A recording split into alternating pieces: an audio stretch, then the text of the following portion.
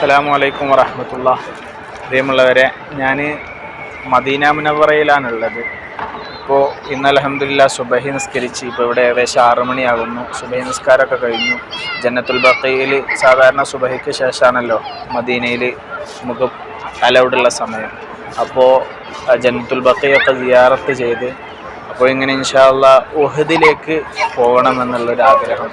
അങ്ങനെ ഉഹദിലേക്ക് പോകാനുള്ള തയ്യാറെടുപ്പിനകത്തുള്ളത്. ഉഹദ് ശുഹദാക്കളെ സിയാറത്ത് ചെയ്യാൻ പോകണമെന്ന് ആഗ്രഹിക്കുന്നു. സാധാരണയായിട്ട് നമ്മൾ ജിദ്ദയിൽ നിന്ന് മദീനയിലേക്ക് വരുന്ന സമയത്ത് ഉഹദിലും അതുപോലെ ഖുബാ പള്ളിയൊക്കെ പോയതിൻ്റെ ശേഷമാണ് സാധാരണ മദീനത്തേക്ക് വരാറുള്ളത്. ഇന്ന് പതിവിൽ നിന്ന് വിപരീതമായിട്ട് ഞാൻ പാക്കേജിലൊന്നും പോരാതെ ജിദ്ദയിലെ ബലദിൽ നിന്ന് ടാക്സി ഇങ്ങോട്ട് പോരുന്ന ടാക്സിയിൽ നമ്മൾ പാക്കേജൊന്നും എടുക്കാതെ സ്വന്തമായിട്ട് പോരുന്നൊരു രൂപത്തിലാണ് ഇന്ന് പോന്നിട്ടുള്ളത്. അപ്പോൾ അൽഹംദുലില്ലാഹ് നമ്മുടെ സൗകര്യം പോലെ ഉഹദിലും ഖുബാ പള്ളിയിലൊക്കെ നമുക്ക് പോകാനും ഒക്കെ സാധിക്കണം എന്നുള്ളൊരു നിലക്കാണ്, ഈ നിയ്യത്തിലാണ് ഞാൻ പോകുന്നത്. അൽഹംദുലില്ലാഹ് ആ ഒരു അടിസ്ഥാനത്തിൽ ഇന്ന് ഇൻഷാ അല്ലാഹ് ഞാൻ ഉഹദിലേക്ക് കാൽനടയായിട്ട് പോകാൻ ആഗ്രഹിക്കുകയാണ്. ഏകദേശം 3-3.5 കിലോമീറ്റർ നടന്ന് പോകണം. ഇവിടെ നിന്ന് നടപ്പാത സൗകര്യം ലഭ്യമാണ്. അതിലൂടെ നമ്മൾ പോവുകയാണെങ്കിൽ നേരെ നമുക്ക് ഉഹദ് പർവ്വതവും കാണാനും അതുപോലെ ഉഹദ് ശുഹദാക്കളെ സിയാറത്ത് ചെയ്യാനൊക്കെ സാധിക്കുന്നതാണ്.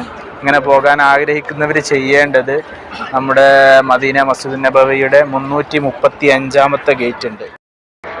മദീന പള്ളിയുടെ 22-ാം വാതിലിലൂടെ പുറത്തിറങ്ങിയാൽ നമുക്ക് 335-ാം ഡോർ നമ്പർ 335, 336 കാണാൻ സാധിക്കും. ഈ ഗേറ്റിലൂടെ നമ്മൾ നേരെ മുന്നോട്ട് പോവുകയാണെങ്കിൽ ഈ പോകുന്ന പാത ഉഹദിലേക്കുള്ള നടപ്പാതയിൽ നമുക്ക് എത്താൻ സാധിക്കും. നേരെ നടന്നാൽ നമ്മൾ ഉഹദ് പർവ്വതത്തിൻ്റെയും അതുപോലെ ഉഹദ് ശുഹദാക്കളെ സിയാറത്ത് ചെയ്യാനും നമുക്ക് പോകാൻ സാധിക്കും. ഏകദേശം ഒരു 3.5 കിലോമീറ്ററോളം ഉണ്ടായിരിക്കും. ഒരു 3/4 മണിക്കൂറിൻ്റെ അടുത്ത് നമ്മൾ നടക്കുകയാണെങ്കിൽ നമുക്ക് ഉഹദീങ്ങളുടെ സവിധത്തിൽ ചെന്ന് സിയാറത്ത് ചെയ്യാൻ സാധിക്കും. അല്ലാഹു സുബ്ഹാനഹു വ തആല നമ്മുടെ സിയാറത്തുകളൊക്കെ കബൂലാക്കട്ടെ.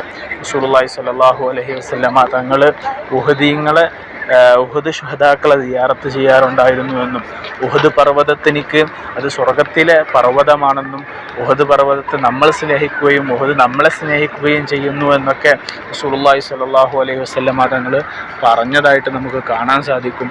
അതുകൊണ്ട് നമ്മൾ ഒറ്റയ്ക്ക് വരുന്നവരാണെങ്കിൽ, പാക്കേജിലൊന്നും അല്ലാതെ വരുന്നവർക്ക് ഇതുപോലെയുള്ള സൗകര്യങ്ങളൊക്കെ ഉപയോഗപ്പെടുത്താവുന്നതാണ് എന്നുള്ള ഒന്ന് അറിയിക്കാൻ വേണ്ടി ഉപകാരപ്പെടുന്നവർക്ക്